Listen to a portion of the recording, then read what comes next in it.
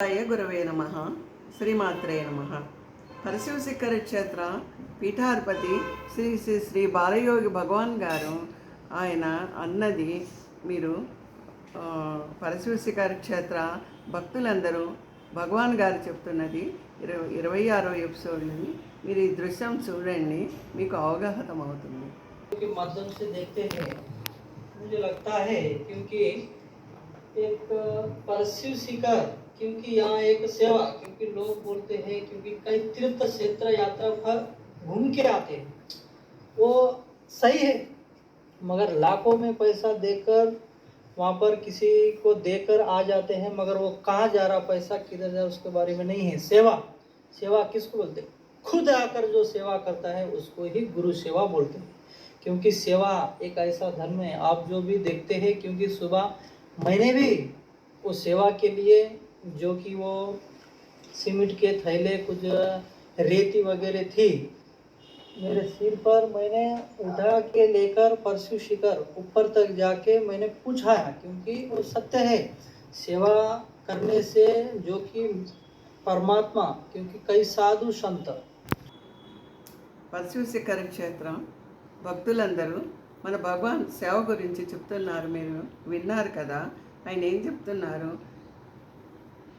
భగవాన్ యందు, ఒక గురువు యందు భక్తులు ఈ సేవాభావము, శరణాగతి, భక్తి ఎలా ఉండాలి, ఎంత భక్తి కలిగి ఎంత సేవ కలిగితే మీకు గురువు యొక్క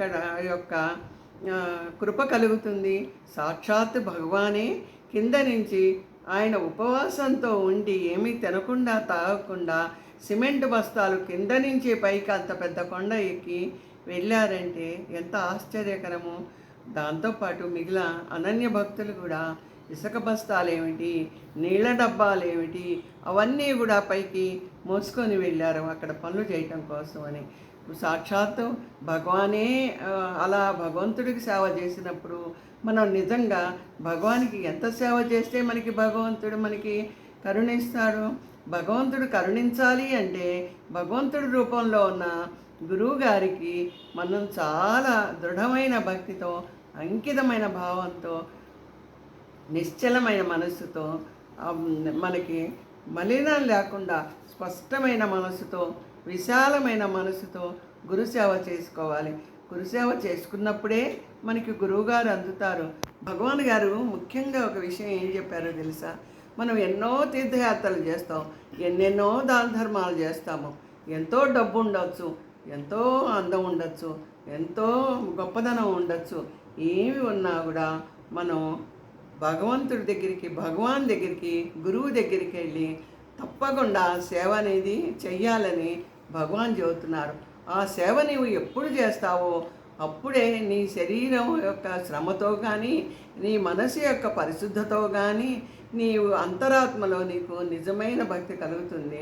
నీలో ఉన్న ఆ ధనం అనే అహంకారము ఇవన్నీ నీకు నశించేసి అనన్యమైన భక్తి నీకు గురువు యందు కలుగుతుంది. ఆ గురువు యందు అంత భక్తి కలిగిన నాడే మనకు గురువు వశం అవుతారు. सेवा से ही मेवा मिलती है, क्योंकि सेवा ही परम धर्म है। सेवा करने से वो आत्मा जो कि वो आध्यात्मिक, जो कि वो आत्मा धैर्य, जो कि वो जागृत होती है। बंद करो। शिवशंकर भगवान की जय, हर हर महादेव। शिवशंकर भगवान की जय, हर हर महादेव।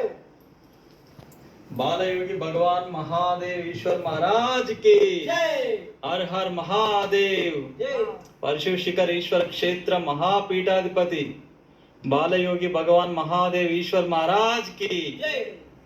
సాధు సత్పురుషులు అందరూ కూడా ఆ భగవానికి సేవ చేస్తేనే ఆ భగవంతుడు కృప కలుగుతుంది. మనలో ఉన్న భగవత్ స్వరూపాన్ని ఆ భగవంతుడు మేలుకొలుపుతాడనమాట. ఈ పండరీపురంలో అనేక మంది భక్తులు ఉన్నారు. ఆ పండరీనాథ్ భక్తులు ఎంత సేవ చేస్తారో భగవంతునికి, అహర్నిశలు సేవ చేస్తూ వాళ్ళ గురువులకి సేవ చేస్తూ ఉంటాడు. ఎవరు? ఈ కబీర్ దాస్కి, నామదేవుడికి వాళ్ళందరికీ శిష్యులు ఎంతంత సేవ చేస్తారు నిజంగా. అలాంటి సేవ ఆ గురువుల యందు మనం ఎంతటి గొప్పవాడైనా ఆ సత్పురుషుల్లాగా సాధు సంతు గురువుల్లాగా మనం కూడా ఆ భగవాన్ అనే గురువు గారికి మనం గనక ఎంత సేవ చేస్తే ఆ గురు కృప మనకి అమృత భాండంలాగా మనకి లభించి మనలో ఉన్న ఆత్మస్వరూపమైన భగవంతుడిని మేల్కొలిపి మనని భగవత్ స్వరూపులుగా ఆయన మనని తయారు చేస్తారు. అందుకని గురువు పట్ల ఎప్పుడూ అనన్యమైన సేవాభావం కలిగి వారి ఆజ్ఞ ప్రకారం నడుచుకుంటూ మనకు చేతనైనంత వరకు శారీరకంగా మానసికంగా మనం ఆయనకి బాగా సేవ చేయాలి కదా. మరి ఊరికే భగవంతుడు ఎలా లభిస్తాడు? కడుపుని ఆకలి ఉన్నప్పుడు మనం అన్నం తింటే కదా మనకి ఆకలి తీరేది. మన బదులు ఇంకోళ్ళు తింటే మనకి ఆకలి తీరుతుందా? తీరదు కదా. అందుకని మనమే భక్తిని ఏర్పాటు చేసుకుంటే కానీ ఆ భగవంతుడు ఆ గురువు రూపంలో మనకి లభిస్తారన్నమాట. నేను ఒక విషయం చెప్తాను. భగవాన్ గారిని ఒకసారి ఒక భక్తుడు మచిలీపట్నం వాళ్ళ ఇల్లు గృహప్రవేశానికి పిలుస్తారు. భగవాను కొంతమంది భక్తులు అందరూ కలిసి మచిలీపట్నం వెళ్తారు. వెళ్ళిన తర్వాత అనుకోకుండా సైక్లోన్ వస్తుందని అనౌన్స్ వస్తుంది.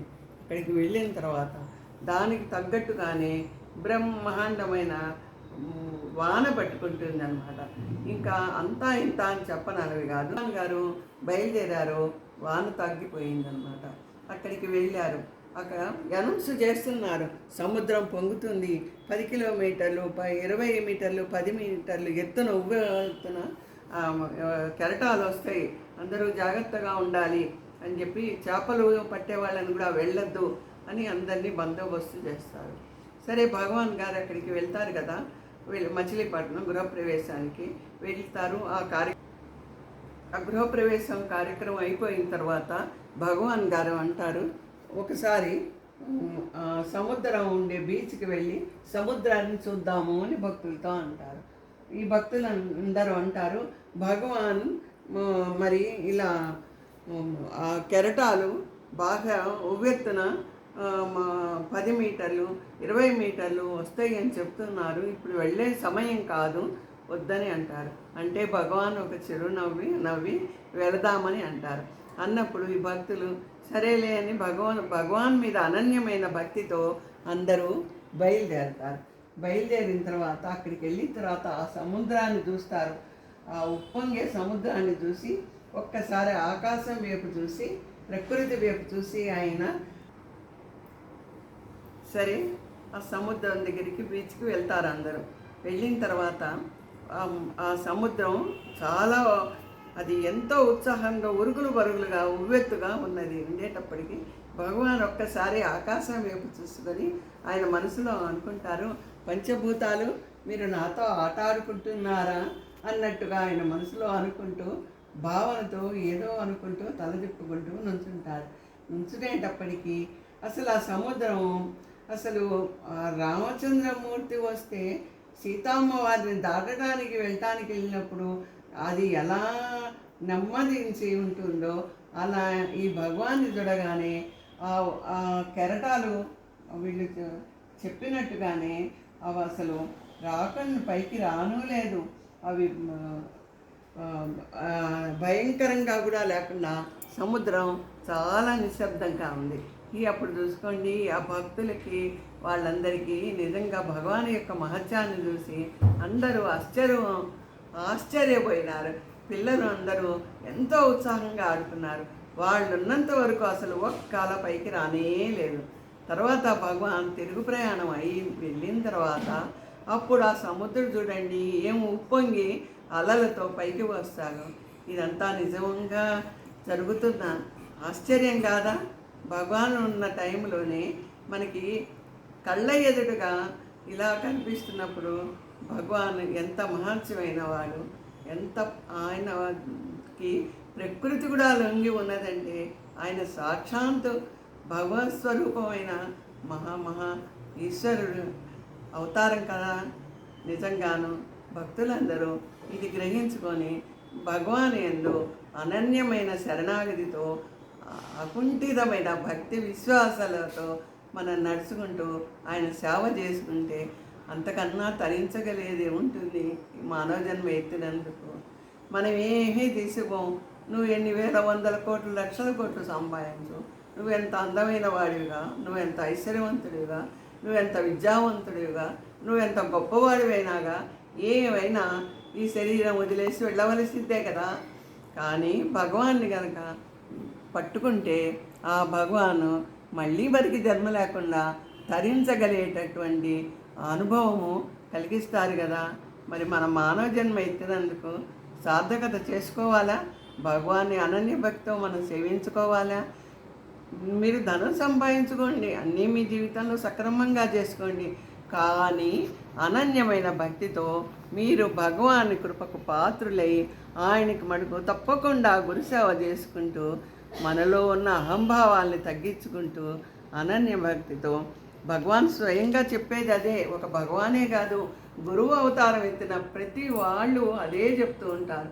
మీరు ఎక్కడైనా అదే గురువు ఉన్నవారు ఆత్మసాక్షాత్కారం బ్రహ్మ సాక్షాత్కారం చూపిస్తారు కదా.